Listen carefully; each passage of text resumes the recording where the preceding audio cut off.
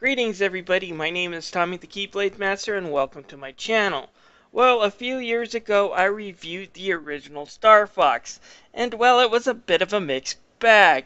It's taken 2 years to do this review, despite the fact that it was basically a folder sitting on my hard drive ever since then. Anyway, since I reviewed the original, what better time to sit down and review its sequel, Star Fox 64, than when the newest Star Fox Zero, is now hitting the Wii U. This game did a lot on the N64. It was one of the first games to actually have force feedback on a video game console. You got something called the Rumble Pack, which you plugged in on the bottom of your N64 controller, and it shook whenever you got hit or whenever you got boosted. Nowadays, every video game controller has that option built straight into it, and it was the first to really do it. But at the same time, I would also call Star Fox 64 the last of the old school games. It looks plenty new fangled 3D to me, Sonny, and the fact that controller rumbled just makes me think you kiddies are spoiled. Back in my day, I only had 2 control buttons and I liked it. Perhaps, but this is the last game I know of that can be considered old school, because when you die, it sends your butt clear back to the beginning of the game and not just merely to a to be continued screen that starts you back at the last checkpoint. So game overs really do matter in this game. Also, it only takes about an hour to beat it, at least in one playthrough, and it's counting on you going back to get higher scores and perfecting yourself to increase the replay value. It was the last game to actually really do this and come out at a full retail price. So, Last of the Old School game is definitely a title I think it deserves. Anyways, the game stories takes place once again in the Lilat system, which once again was peaceful until Andross showed up and started causing trouble. General Pepper succeeded in banishing Andross to Venom, and then he started building an army and causing all kinds of trouble. Yeah, it starts off pretty much the same as the Super Nintendo classic, except I'll have to give General Pepper a little bit more credit for not being an idiot. The first signs of trouble, he does send in the Star Fox team, consisting of James McCloud, Pigma Dengar, and Peppy Hare. However, the Star Fox team gets betrayed by Pigma, and James McCloud dies, and Pigma has to hightail it home to tell Fox McCloud exactly what happened to his father. A few years have passed, and now Andross is ready for the full-scale invasion, and General Pepper turns to a new Star Fox team headed by Fox McCloud in order to stop it.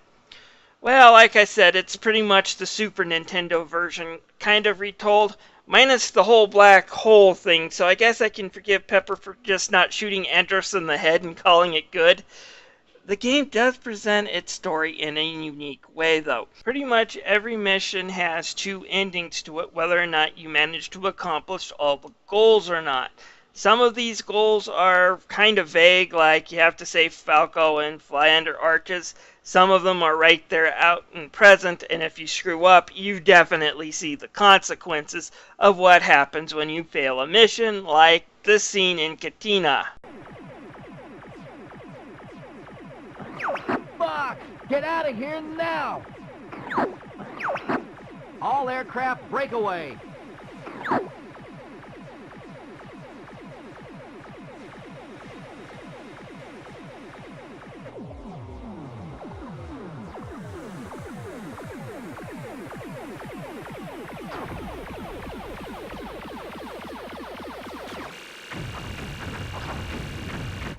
Yeah, that's one of the bad endings, for example. But whether it's big like this whole flying saucer just blowing up a base, or small like saving Falco and flying through arches to go onto a better path, the fact that there are more than one path in most stages and they branch out makes the game feel a lot bigger than it is.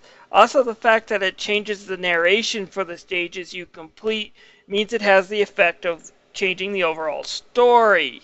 Most stages are linear in their storytelling, but the fact that there's 2 different endings and it affects where you go in the story of the next one makes this game a really unique experiment in storytelling, and the fact that a lot of the other Star Fox games after this didn't incorporate this mechanic made them feel small in comparison, even if their gameplay time was a lot longer. I should also mention that the game parodies not only Japanese sci-fi, as we see a knockoff of Gundam here, but also plenty of Western sci-fi tropes. As you can see, Katrina is a whole Independence Day knockoff, and there's plenty of shots and lines parodied right out of Star Wars. Most of this game plays like the original game, where you go on this on-rail shooter where you control a plane and well, you shoot enemies down. Now, many tweaks and upgrades have been made to improve this experience. Now you can charge your blaster and lock onto enemies with it, and when you do that and destroy more than one enemy with a single shot, it really boosts your high score with bonuses. And there are still Twin Blaster and Hyper Blaster power-ups, but this time the game is a lot more balanced with them, as there are usually 3 or 4 of these power-ups found per stage, depending on the length of the stage. But generally speaking, if you die or bust a wing, no longer are you downgraded so much that you're just going to get your hiney kicked the second you hit a boss. That does not happen here, and it makes the game so much better. Now, I already mentioned this in the story, but yeah, most stages have more than one route through it. So finding these secret routes and exploring the stages does take a lot of doing. And most of the time, finding these things and completing them is fun and just feels good whenever you're able to complete a mission successfully. Now, as far as your wingmen go, yes, they're back, and yes, they're even more annoying than the first time. But at least there is some charm in their annoyance, and they are kind of helpful to you, at least enough to where you won't shoot them down. You see, each wingman does something useful. Slippy, as annoying as he is, does do your shield analysis for your bosses. Peppy gives you useless information that if you read the instruction booklet or have an IQ over 3, you can probably figure out, but he's there to give that information. And then Falco is probably your most important. You won't be able to find a lot of these second routes unless he's there, because he'll do something to help you unlock them. Either he finds the route or he hits a switch, whatever. He's there to help you find those second routes, and you won't be able to do it without him by your side. Also, you now have medal pickups, which is what really increases this game's replay value. Medals are something you get for high scores in each stage. Beat a certain score on a stage and you'll get a medal, but you have to have all 3 wingmen with you when that happens, or else it doesn't count. And that takes a lot of effort to do. To beat each stage and have a wingman still alive can be very tricky sometimes, but it really does increase the replay value of this game. Your bonus for doing this is an extra hard mode gets unlocked. I don't have any footage of this extra hard mode because I've only unlocked it once on my original N64 copy, which I no longer have, and it takes a lot of doing. I haven't been able to do it on my Wii Virtual Console version, nor have I managed to do it on the 3DS version. I should mention there are also stages different from the usual strike stages. First, you have some of these free-roaming arena stages where you're stuck in a small area, usually defending a base from an enemy attack. Here you can do things like U-turns and fly around freely. Usually you're going to be spending most of the time bailing out your wingmen because they always have enemies on their backs every 5 seconds. But these stages usually turn up fun because you usually end up fighting Star Wolf, which are these usually a little bit more advanced enemy AI bosses and a free-for-all fight, and they can be kind of intense and fun. The other type of stages include tank stages. For the most part, these plays like strike stages, except you're in a tank, you can't fly around, and you'll have to defend your wingmen from above. The 2 tank stages are, for the most part, pretty good. The only stage that most people consider a pain, and I do as well, are the submarine stages. Here you're under the sea in a submarine, and you'll have to use torpedoes to shoot out to light the darkness. The whole idea is that you're under a deep ocean, you can't see, and the intensity it would be to get into fights with monsters underneath there. The stage nails that feel. Unfortunately, it does so by frustrating the player. So the submarine stage isn't quite as fun as the rest of the game. Don't get me wrong, it's still passable, it's still an enjoyable experience, it's just not as fun as the rest of the game, and yes, it can get just a little bit frustrating. Graphics in this game have held up rather well. Don't get me wrong, you can definitely tell that it's about to hit the 2-decade mark. There are sharp edges on everything. A lot of those ships and buildings don't have much detail, and you rarely care because you're going to be too busy speeding around shooting things. The frame rate is good and the action is still smooth. The bosses and their designs still hold up after 20 years, and yes, this affects the way I feel about the Nintendo 3DS remake, despite the fact that it's top-notch and a lot of effort went into it. The planets themselves do lack some detail, and there are some areas that could be considered ugly, but basically everything fits together. Now let's talk about the sound. Most stages have their own soundtrack, and they all sound really good for just running by and shooting. It's not Legend of Zelda or Super Mario Brothers quality, but it never tries to be. The unique thing about this game is just how many voice samples they crammed into an N64 cart, and just how well the acting is. It still holds up after 20 years.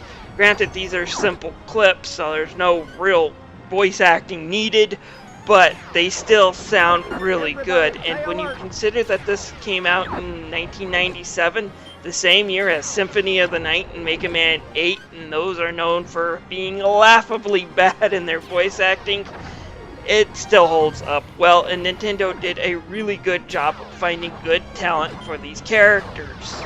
You've got an enemy on your tail. You know, the 3DS version came out just a few months after the Ocarina of Time 3D, and had just as much love and effort put into this remake. They even threw in a classic N64 version, which keeps the game delightfully old school, but they also have an updated 3DS version that makes it a little bit easier, allows you to save in the middle of the game and continue if you get a game over, as well as make it so you can't friendly fire your wingmen out of the sky.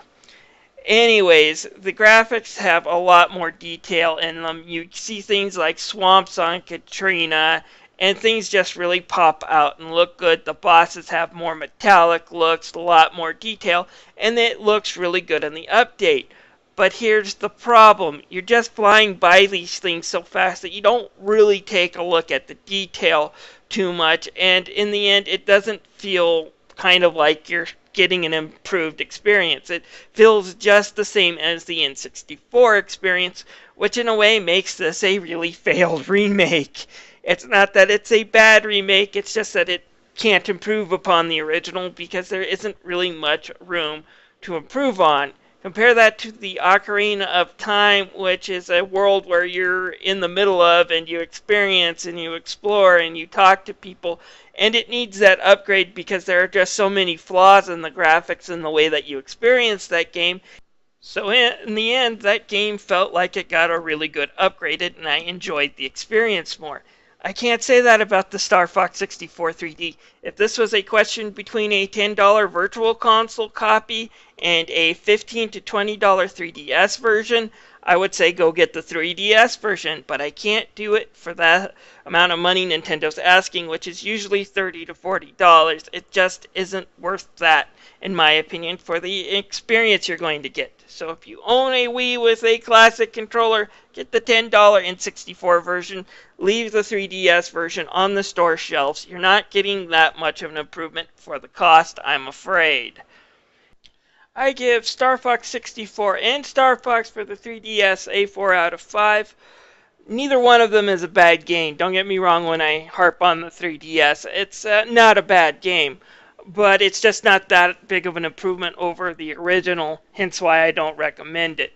But if you have a Wii or a Wii U with a classic controller, definitely worth the $10 to download this on the Wii Virtual Console. And if you don't own a Wii or a Wii U, but somehow manage to own a 3DS, then yes, I would recommend going out to get Star Fox 64 for the 3DS. It is a good experience, just the cheaper alternative in this case is the better one. Anyways, this is Tommy the Keyblade Master signing out, but before you do, feel free to click on that subscribe button. I would love to have you as a member of my community, and if you have any comments, feel free to leave them down below. I'll see you next time.